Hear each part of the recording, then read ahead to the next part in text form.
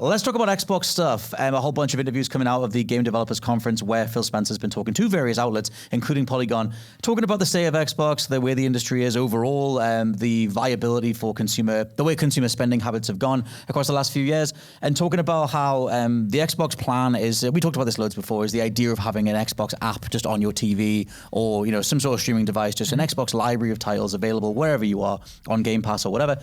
He says a lot of that is down to Gen Z spending habits and Gen Z's general approach to media in general. The idea being, or he's saying that they do not care about exclusivity. They only really care about the accessibility of various things. And he thinks that goes for most people in this day and age as well, which is an interesting thing. We'll talk about that a little bit. What do you think about like consoles going away, or like that idea of just I access my games on my phone or wherever, like you just pick up a controller and play through the TV? I've changed my mind. Okay. Because I used to be like, I want physical games all the time, and I want to go up to my little treasure chest and smell them at night, and honestly, Stevie's impression of me. Yeah. Oh, sorry. And me, to be honest. Yeah, and like I've kind of changed. I think that it's good. I think it makes sense that people don't care about the console wars anymore. Why would you? Oh, yeah. This is a generation that grew up with apps on their phone as kids. Like it doesn't make sense that you'd all be on a different phone using different apps and not be able to talk to each other. It's a good mentality to have, and I think again, as long as it's fair and nothing gets locked out, it's okay. I just worry about the preservation of those games that are on those online services. Same. So there's the question of ownership of what is on there and what the deals are for the devs, because the deals could be weird. It could be just like, yeah, we'll put your game on our service, but only for a year, and if it doesn't sell, then it's gone, and it's like literally gone forever. And it's gone forever. So I think that legally speaking, especially for indie devs that tend to make either these incredible hits within 2 seconds, like Among Us, that just kind of goes crazy, explode, yeah. Or just something that just wants to be on, but it isn't like crazy exciting for everybody in the world. I do worry that they're going to take these deals really quickly to just be on a service. Oh yeah, but we're going to be on Game Pass, we're going to be on this, and nowhere else. Or I don't know, like I worry more about the indies that have they stand to lose more than if they just stuck their game on Steam. Yeah, I'll throw in as well that like the whole idea of having the live stream approach, like some sort of digital marketplace only, to me takes away from the viability for the consumer to pick different pricing models. Like it would completely get rid of the trade-in markets whatsoever, and they've largely gone away anyway. But you would have to pay whatever the digital price point was. You would have to pay into whatever bundle deals there were, etc. And I wonder about that because I don't trust the industry to do right by the consumer on that level. Like we talked about that before about how much they can get away with. And there's Nintendo an interesting example because their games never go down in price. Like to this day, Breath of the Wild is full price. Like it just always is.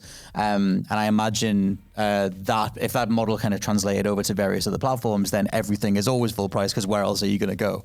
And I wonder about that as like a viability thing going forward. There's more to this in terms of Xbox stuff, but Si, what do you think of the app, all Xboxes everywhere approach? I feel like we've been talking about this forever. Like it's definitely the overall thing, hasn't it? And the problem with it is it doesn't quite work unless everyone else gets involved as well. Yeah, that's true. Xbox is the app, and now PlayStation is the only console in the game. It doesn't. It's like that's a weird sort of disconnect there.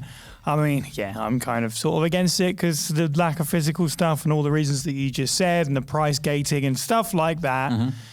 But I do think there's some truth in what he's saying about people's sort of adjustment now in terms of the so-called console war, and to some extent anyway. I think people want to have cake and eat it in a way, because everybody would like access to everything and they kind of hate that things are exclusive. But then you still see comments everywhere you go where it's Xbox versus Sony Pony and all this stuff, and still Android versus iPhones, and have iMessage, which I don't know what that is, but like, I'm an Android man. To be fair, technology isn't there for this yet. Like I was talking to some people from Vodafone, someone from Xbox, like just a couple of weeks ago on this, and the latency thing is still a thing. There's still a massive consumer perception that if you're just playing something streamed from a TV, that it's not going to be accurate. So already in multiplayer games are out. I don't want to play Fortnite and not know whether or not my hits are going. For sure. So there's a long way to go when it comes to the interwebs and what you can actually stream and how good streaming is before we would even get to a point where that is possible. But I do love the idea of being able to me play on my phone whilst you're playing on the TV while somebody else, that's amazing. Yeah, that's the thing. Only very recently I got a GameSir G8, which is, it looks like a DualSense. It's like a big chunky controller, and you slot your phone in the middle of it, and it just streams off like PlayStation, Xbox, whatever. I know they've been around for a while, but I was so the same as you, or like that general conversation of like, I'm going to be able to tell that it's streaming, or it's not going to feel good, or whatever. And thankfully, it's spot on. Like, nice. I think some of that will be home Wi-Fi like dependent. Like I have like a 200 meg connection or something, so like that's all good. But that side of the technology, like I don't trust it. There's another part of some of the interviews that he's been doing about making an Xbox, a dedicated Xbox portable system, like a dedicated handheld. And the example that he gives is that he was on his way to GDC, playing his Lenovo system on the plane. And it's like, but he then jumps to the whole idea of like, it'd be awesome if I could just get my Xbox working all these different things. I own all these games, play them on the Xbox, but in a plane. And like, we just don't have the infrastructure for that at all. Like, workable Wi-Fi to play. Standard Xbox now, where they just, and they've been doing this for years, where they just are thinking way too far ahead of what's going on actually in front of them. And they've had this before where it was like, we're thinking about the next console, and the new one's only just come out or whatever, and we get all these internal reports and leaked emails and stuff where they're specking up the next one, and the newest one isn't even out, or whatever. It's just like stupid stuff like that. And this is a problem. And I appreciate that they are trying to be forward thinking. They're looking to the future, and it's important from a business practical standpoint. And it's going to be cool when all this stuff works fluidly, as you guys have said, but that's not a guarantee all the time. And I'm not sure if I said this before, and I apologize if I have. My latest TV purchase has Game Pass on it. So I haven't given it a chance yet to get stuck into it. I do want to see what it feels like, to Bluetooth the controller to the TV and just stream anything from Minecraft all the way up to something really high demanding, and see how it goes. Do you know what I like though? I do like it when they all get together. Like I like it that if I'm on Amazon, I also get Twitch points and something off my Deliveroo. Like I feel the network. Do you know what? I feel like I could get really into that, where like all of your stuff is linked, and whichever biz dev guy does the right amount of deals or eats the right amount of steak with the right amount of people. Oh god. Right, do you know what I mean? Like if you knew that, like if you were playing Call of Duty and you would get free DLC on that, and then that would mean you'd get free delivery on delivery. I was about to say. And then that would mean that, you could get like £2 off an Amazon rental, and then that would mean that your next delivery of a book or whatever is free. We've kind of got bits of that with like the Xbox reward system, where you'll get here's £5 off a clothing outlet or something like that. Companies are good at doing it when it comes to like people perks and people rewards. But if that was more connected to video games, I'd be doing it all the time. And then you'd get that kind of purchase urgency of, but if I spend £40 more, then my whole delivery for next month is free. Oh my god! And then they would lock you in, It would be amazing. And then whichever company or whatever console or whatever thing locked in the best thing, they'll all do Just Eat, and you'd be like, you'd have to choose a side anyway because of not because of the content, but because of the perks around it. You get £5 off River Island. Oh well, I'll play on Xbox. But I'm on PlayStation, so I get Marks and Spencer. That is like a nightmare. I mean, it would definitely have its. But the thing is, all of this lifestyle. Yes, it's a lifestyle service. But this is all like metaverse thinking, where it's like, let's lock you down and let you have like all access to like the 10 things you're into, and they're all connected and they all talk to each other, and you walk through a digital space and access digital price points for a set amount of money, and like that's everything talks to everything else, but you never really think about your consumer rights amongst any of it. This crazy visual is that you win a game on Fortnite and then you open the front door and there's KFC that's been delivered to you. So there's my chicken dinner. Oh my god, what was that KFC button? There was a button. Oh god, there was a button you could push that would order KFC. The KFC console. Do you remember there was that as well. There's some attempts at this stuff have been done in the past, but that general idea that Phil Spencer seems to have, or Xbox seems to have, about this utopian view where you can just click a button and all your games are right there, regardless of wherever you are. I think that's interesting, and I get whiffs of that when I try the streaming systems at home, because that is as simple as just like putting my phone to the side and playing the games.